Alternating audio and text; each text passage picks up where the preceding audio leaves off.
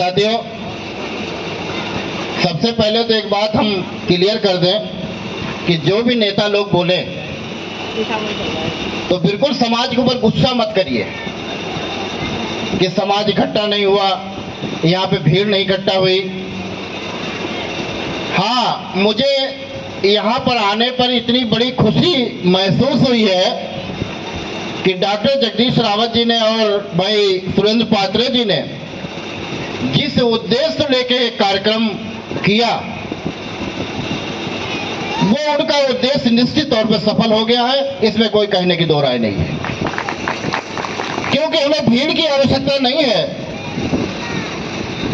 जब उड़ीसा जैसे, वेस्ट बंगाल से, राजस्थान से और इंद्रदेव राम साहब अभी बिहार से, तमाम प्रांतों के डेलीगेट यहाँ पे बैठे हैं, तो एक एक आदमी 10-10 हजार की मान्यता रखता है, तो मैं समझता हूं कि ये पंडाल छोटा पड़ गया है जितनी यहाँ पे भीड़ बैठी है। तो इसलिए जज्बात का भाषण देने की आपको कोई आवश्यकता नहीं। आप जज्बाती भाषण मत दीजिए और ना ही समाज पर दोषारोपण करिए। देखिए, सबसे पहले तो मैं एक बात साफ कर लूं कि 20 साल से जहां जहां पे हम सामाजिक संगठनों में जाते हैं और हमारे लोग, नेता लोग बोलते हैं, उनका बस एक ही राग अलापना शुरू कर देते हैं कि ये समाज इकट्ठा नहीं होता,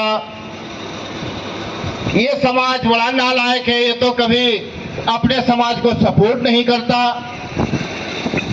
मैं आपसे एक बात पूछना चाहता हूं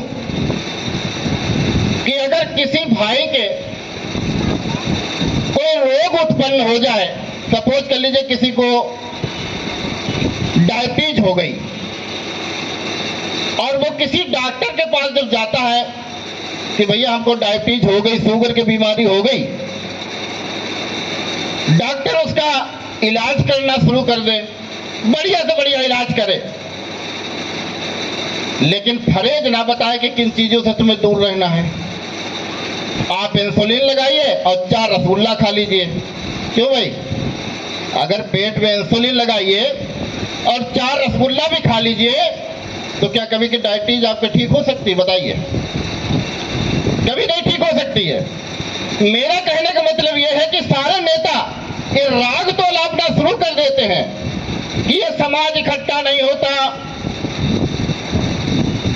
लेकिन ये रोग आखिरकार उत्पन्न कहां से हुआ है? इससे कौन सी ऐसी जड़ से रोग उत्पन्न हुआ है, इसकी तह तक कोई नहीं जाता है। इलाज करना शुरू कर देते हैं डॉक्टर साहब ने। मैं धन्यवाद देता हूं, इतना बड़ा संगठन आपने बनाया, मैं आपको कोटि-कोटि धन्यवाद देता हूं कि आपने बहुत बड़ा काम किया। लेकिन अगर आप भी केवल संगठन बना के एकीकृत करते रहेंगे, वाल्मीकि एकीकृत करते रहेंगे, तो 10, 20, 30 साल, हम तो कहते हैं आप सैकड़ों साल जियो। थोड़ा जीवन जितना रह गया आप एकीकृत कहते रहोगे और आप ये नहीं बताओगे किन चीजों से तुम्हें दूर रहना, किन चीजों से तुम्हें परहेज करना, किन लोगों से तुम्हें दूर रहना, तो निश्चित तौर पे तुम कभी एकीकृत नहीं कर पाओगे। तो इसलिए मेरा अनुरोध है मेरे भाइयों, मैं एक उदाहरण आपको जरूर दूंगा क्योंकि मैं गांव का रहने वाला हूं। हमारे अक्सर लोग वाल्मीकि और जाटों से तुलना करते हैं कि वाल्मीकि सुधरा नहीं, वो अभी भी मनुवादी व्यवस्था में फंसा है, जाटव सुधर गया। देखिए, यातनाएं, उत्पीड़न 2-3 तरह के होते हैं। एक उत्पीड़न होता है कि जैसे मैं अभी घुसा था गेट के ऊपर और हमारे डॉक्टर साहब बड़े भाई हैं, ये हमको डंडा लेके 10-20 लोग दौड़ा देते, तो हमको ये लगता कि डॉक्टर साहब मेरा सर ही फोड़ देंगे, तो भले ही मेरे पैर में फ्रैक्चर होता, लेकिन 70 की स्पीड में यहाँ से भागता अपनी जान बचाने के लिए। क्यों भाई, गलत तो नहीं कह रहा हूं? मेरा कहने का मतलब यह है कि मेरे कौम के साथ में जो भी लोगों ने गुलामी कराई, उसका हमारे समाज को एहसास नहीं होने दिया, उसका एहसास नहीं होने दिया। जैसे हम गांव में रहते थे, हमारे गांव में तमाम जाटव भाई भी रहते हैं, उनकी संख्या